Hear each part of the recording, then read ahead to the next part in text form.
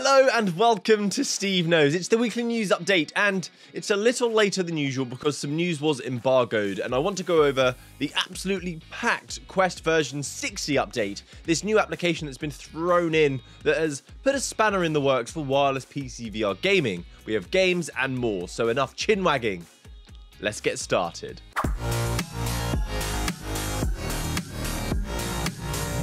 So first of all, this video is sponsored by VR game Stride Fates from Joyway, which I have some fresh news on. So this is easily one of the best free-running VR experiences yet. I do love the realistic movements you have to do to leap, run and vault, a way of playing only VR can really offer.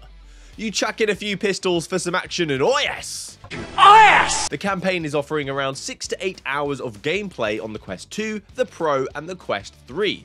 But what I actually love about this title is that it provides you with moments of focus, which is what I believe makes games really addictive. That high adrenaline, that free running whilst avoiding and taking out enemies, you have to be very, very focused. The game has been well received, but there are some even more updates coming for future content and updates to address user feedback. So there are 3 huge quality of life updates that are incoming before year end. You can also expect a Quest 3 enhanced version of the game to take advantage of the increased power and a Steam VR version coming early next year. So I will link the game down below in the description with some reviews from some trusted VR YouTubers so you can check it out for yourself. So let's begin the news.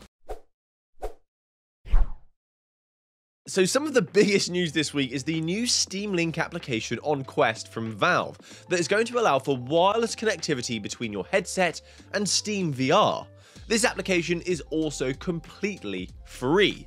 It does not require a mediator, which was previously the virtual desktop application, which was around $20. Could this also be a nice cheeky hint at the wireless possibilities of Valve's new VR headset? Because we know that they want wireless capabilities, and now they're dropping an app on a standalone piece of hardware for it. So what does that mean for virtual desktop? Which actually paved the way for these wireless applications and supported our wireless VR for ages. It also provided the latest features and optimization options for the best possible wireless experience that was available at that point in time. Guy Godin is an absolute legend in this space, and what does this mean for him? So Guy Godin did speak to Upload VR and provide a quote which kind of made me chuckle, which was happy to show Meta and Valve how it's done. But he also stated that virtual desktop remains a great solution with more options, better image quality thanks to the Snapdragon Game Super Resolution option, synchronous space warp, VR pass-through, and plenty of other unique features like the ability to play Rift games, not just Steam VR ones. So this is pretty interesting. I know some people are very excited, but what do you think on this new change? So since we're on the topic of Steam, we now have a stat that highlights how dedicated the VR community is and yearning for newer, improved tech, but also something to keep an eye on because it doesn't show much of a needle move for the Quest 3. So we have the November statistics for the Steam VR headset usage that show that the Quest 3 is now one of the top 5 most used headsets on Steam. But it has not overtaken the likes of Vive, the Rift S, and still the absolutely beloved Valve Index. So the Quest 3 is just sitting just over around 5%, while Quest 2 sits over 40%, and a 4.5-year headset at nearly 20%. Are you one of those people wanting a new Valve headset and you're holding on to the Index until that is released? Are you still using a Quest 2 now, or are you using a Quest 3? Let me know. It's a new dawn, it's a new day, it's a new month for the Meta Quest Plus subscription, and there are a couple of titles are dropping that you can license, not own. Just to reiterate, you can license them while you have the subscription. So while you pay, you get access. And these 2 games are titles that are actually in my previous top 10 videos. These are fantastic games. I was actually a community lead with Mateo311 for one of them, so these games are great. So the first is Thrill of the Fight, a boxing game that will make you sweat. This has also been updated to support mixed reality, so you can fight, bop, and weave in your own room with a real fighter in it. I genuinely love this so much, but it's so tiring. And it's a great chance to try it out before the sequel drops to see if it is for you. The next game is Swarm. Even my grandma got involved in some advertising for this game. This is an arena title where you will swing around a map and shoot at things. And on the final stage, you will face off against a boss. This is one of the best swinging mechanics of any game that I've played in VR. They should 100% license a Spider-Man title.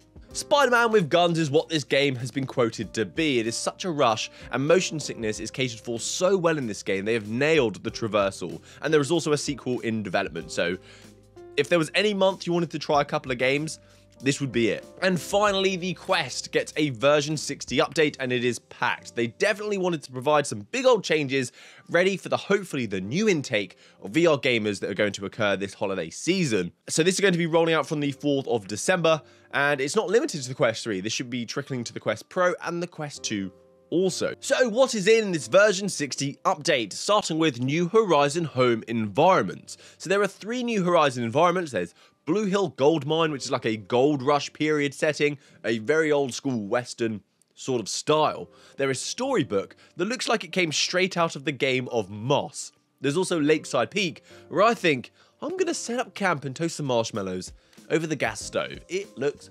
beautiful. There's also a new application becoming part of the default Oculus Meta package called Layout that helps you measure, align, and visualize real-world objects directly in your physical space.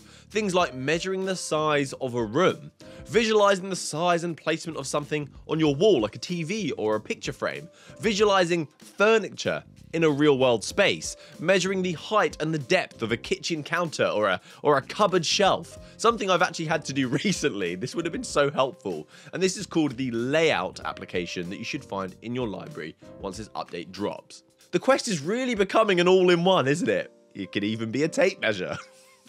There's also profile updates, so you can see connections, which is like mutual friends between people, and you can also see games that both of you are playing. So hopefully you find some commonality and be able to enjoy some multiplayer action or experiences together. There's also Bluetooth setting improvements, which, my goodness, the trouble of connecting a Bluetooth device to this headset is actually a pain in the ass. So hopefully the updates here is actually going to make a difference. And I have a sneaking suspicion that these updates are coming here for the Bluetooth connection because we want to connect an Xbox controller to the headset to enjoy Xbox Cloud very, very soon. So fingers crossed that's around the corner. We also have the Quest 3 public test channel. They are now opening this up for the public for the Quest 3. So this means if you sign up to this means you will get early access to Meta Quest software updates before general release. Some pretty cool stuff in there sometimes. Also, rest in peace to the phone notifications. This feature is being discontinued. I thought this was so cool when it dropped. I was so excited, like, yeah, I'll get a pop-up letting me know that someone's texted me when I'm in VR. But now when I get a pop-up in VR, I'm just like, go away! I never use it. On paper, it sounds like a great idea, but in reality, or in virtual reality, it's flipping annoying. There is also an update for something that's pretty darn cool. We saw it during the showcase of the Quest 3, and that is pass-through app loading. So instead of booting up an application, you're in pass-through home, you boot up an app, and all of a sudden it goes completely dark. Who turned out the lights? You're there waiting for the game to load. You'll remain in pass-through until the application is actually loaded. There is also going to be a Horizon Worlds tab button on the app menu, so it'll be much easier for you to push the app we've invested a fortune into, and now hopefully you'll be interested in playing it. Do you play Horizons? I do apologise if some of you actually like this game. I do hope the new importing feature is going to bring better experiences, but I just don't really dive into it anymore. There is now also going to be safe browsing on the MetaQuest browser, aiming to protect you from deceptive websites, phishing attempts, malware distribution, and social engineering attacks, and of course, you naughty boy, you shouldn't be looking at that. And something that may interest you is boundary improvements. They're going to use cloud computing to help store more data points on your environment, so you do not have to keep redrawing play spaces. It should remember more spaces. So although this sounds cool, when you strip out the fluff, it basically says we're now storing your home environment data in the cloud, in our data centers, so you can have better Guardian mapping, but we will also have access to information of your environment now. There's also Quest Pro performance upgrades. They're enabling the higher clock speed potential of the XR2 Plus inside the Quest Pro, so things should run smoother, and if any headset needed it, it's the Pro. The software on this thing is so janky. Of all the headsets, of all the Quest headsets, the Quest Pro is the jankiest, so I hope this will make all the difference, because if you have a Quest Pro already, the upgrade to Quest 3 is like, is it worth the price after you've just invested $1,000 to $1,500 or pounds into this headset and another $500 into something that is not the biggest leap? Who knows? So 34% increase in CPU and 90% increase in GPU with dynamic resolution turned on. There's also going to be end-to-end encryption for cloud backup. So yes, security, yes. Cloud backups with end-to-end encryption, yes, 1,000 times, yes, but how deep are the backups going to go? At this point, I don't know. This is pre-release information, so I don't have the exact details, but by the sounds of it, it should hopefully be more than just saved games. Although saved games in the cloud for everything would be amazing, I'm hoping it's videos, images, and settings. I'd like it to work like the iCloud backup. So what they said was, if you have cloud backup turned on, you will now have secure backups with your own PIN with end-to-end encryption. You'll need to create the end-to-end encryption PIN, which will let you restore your backups after a factory reset or when you set up a new device. So by the sound of that, it's like a state restore, your settings, the games that you had installed, your saved games, I hope. Maybe not videos and images, because it will take up a lot of storage, but amazing news. The amount of times I've factory reset my headset and I've started from fresh and I've had to start a game from the beginning. So some pretty nice steps forward for the VR space with these updates, applications, and adoption reports. Please let me know your thoughts on what we've gone over today. I do try and reply to most comments, especially after a video just dropped, so check out Stride Fate as well. I'll link it down below, as I said. And please subscribe, and hopefully I will see you next time for my Arizona Sunshine 2 review tomorrow. Have a great week. Happy gaming, guys. Good day.